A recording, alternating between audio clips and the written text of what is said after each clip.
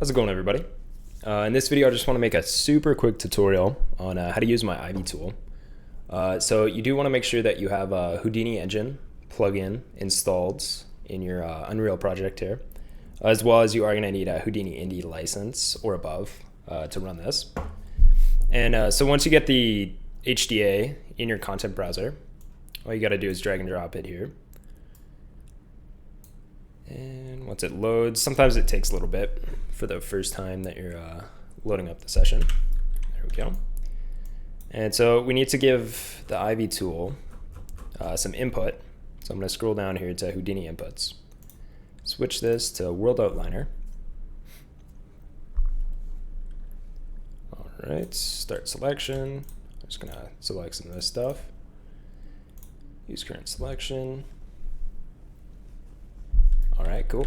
And so one thing that might happen is if your mesh is too far away from the actual geometry, is nothing will actually show up.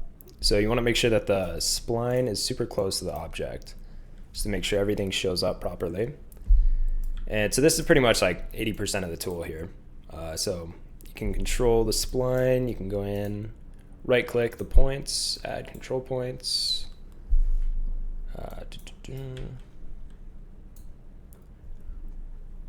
There we go. I'll just kind of make it look semi-decent here.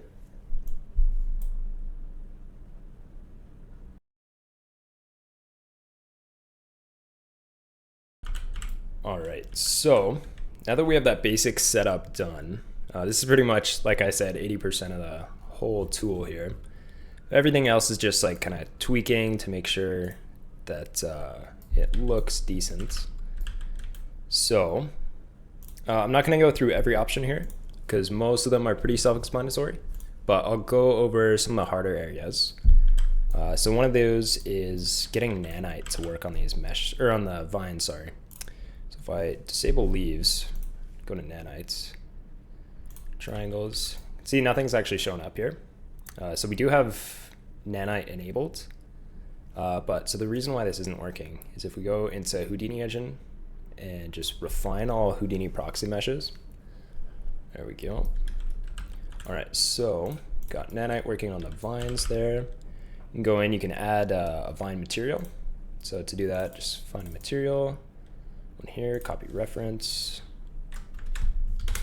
Control V. There you go. So now it's got a material. Yeah, so you can enable vines, disable them, increase the radius, increase the number of sides on it to increase the resolution. So with like nanite enabled, this is actually super cheap. Well, not super cheap, but the vines are actually like not very expensive, especially compared to the leaves. So you can definitely crank this up if you want, but keep it in mind. All right. Cool. And so next up is leaf generation. So if I enable leaves here, so you can see right now it's just using the default leaves here, which don't look particularly nice. So we have all these options here. You can just tweak the density of the leaves. Also on the hanging vines, they have a different density. End call distance, this will just affect when the leaves start to disappear. This will only work when you add your own leaf meshes. So let's do that right now. So to add our own leaf meshes, we have to go into Houdini outputs here and just find the one that looks like the leaf. And we'll just go in here. I just have some leaves already set up. These are super easy, just get some off of Megascans. Pretty easy to set up. They also have LODs baked into them here.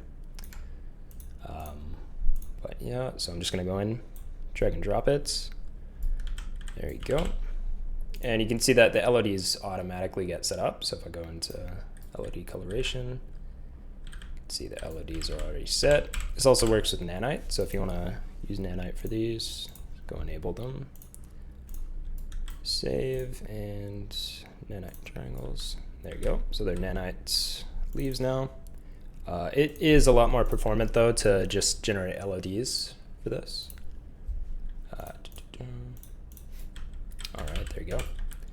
And so you can tweak everything in the translation. And if you want to add more leaves, just hit add another instance, second leaf. And this won't actually change the density of it, but it'll just replace some of the points with these new leaves. So you can see here that the leaves are a bit too big. Just bump it down a little bit. There we go. All right, so that's pretty much it. At this point, you're just going through the settings, kind of tweaking what kind of effects you're looking for. So if I want to make this a lot more hanging vines, I can just go in here, increase the counts. Kind of a cool look there. But yeah, that's pretty much it. If you guys have any questions, just pop them down below. I'll try and get those answered.